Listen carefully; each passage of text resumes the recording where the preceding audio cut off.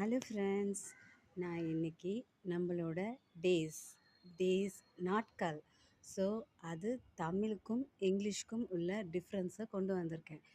தமிழில் ஞாயிறு, திங்கள், செவ்வாய், புதன், வியாழன், வெள்ளி, சனி எல்லாருக்கும் தெரியும். ப்ளஸ் கிழமைன்னு ஆட் பண்ணால் அது நம்மளோட 7 டேஸை குறிக்கும். அதே மாதிரி இங்கிலீஷில் Monday, Tuesday, Wednesday, Thursday, Friday, Saturday. So நல்லா யோசிச்சு பாருங்கள், தமிழில் கிழமைன்றது ஜஸ்ட்டு நாட்களை மட்டும்தான் குறிக்குது. அதை பிரித்து பார்த்தோம்னா ஞாயிறுன்றது சூரியன், திங்கள்ன்றது மூன், நிலா, செவ்வாய்ன்றது செவ்வாய் கிரகம். It's connected to planet. So அதே மாதிரி புதனும் பிளானட். எல்லாமே பிளானட்டோட நம்ம நவ கிரகங்களை க்ரியேட் பண்ணியிருக்கு. ஆனால் இதே இங்கிலீஷில் ஸ்பிட் பண்ணி பாருங்கள், மன் ப்ளஸ் டே. மன்னா என்ன, ஏதாவது புரியுதா? டியூனா என்ன? சத்தியமாக அதுக்கு என்ன மீனிங் இருக்குதுன்னு நானும் கூகுளில் சர்ச் பண்ணிட்டேன், புரியல. ஸோ வெட்டிங் எடுத்துக்கலாம், ஒரு திருமணம் அந்த மாதிரி எடுத்துக்கலாம்.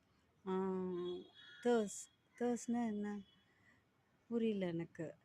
அதே மாதிரி ஃப்ரை, நம்ம எதை ஃப்ரை பண்ணுறோம் அப்போ கூட FRY தான் வரும்.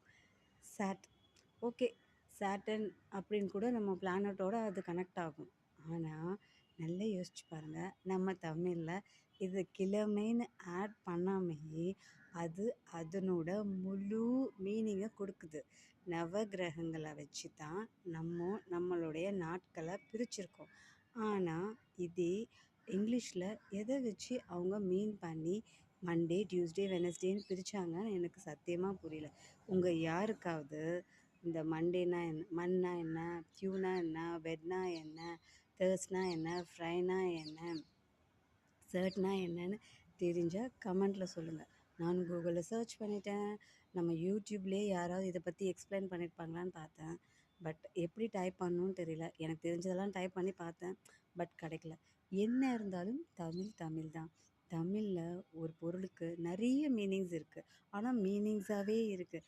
ஆனால் இங்கிலீஷ்லேயும் மீனிங்காக இருக்குது, ஆனால் அது ஒரு ரசிக்கிற மாதிரி மீனிங்காக இருக்காது.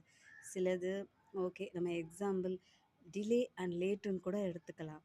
டிலேனா என்ன, டிலே ஆகிடுச்சு. லேட்னா நல்லா யோசிச்சு பாருங்கள், 2 மீனிங் வருது. தாமதம்னு வருது, இன்னொன்று வருது. ஸோ எப்பயுமே தமிழ் தான். தமிழ் தேனானது, இனிமையானது. நன்றி.